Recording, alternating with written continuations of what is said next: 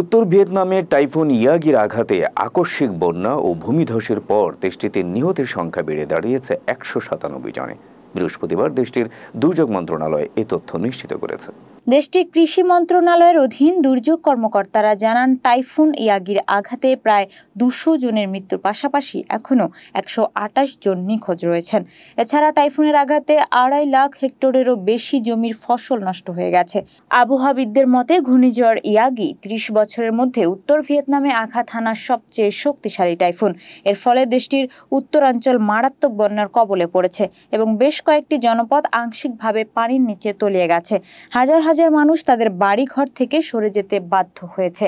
প্রায় ১৫ লাখ হাঁস মুরগির পাশাপাশি ২৫০০ শূকর এবং অসংখ্য মহিষ ও গরু মারা যাওয়ার খবরও জানায় দুর্যোগ মন্ত্রণালয়।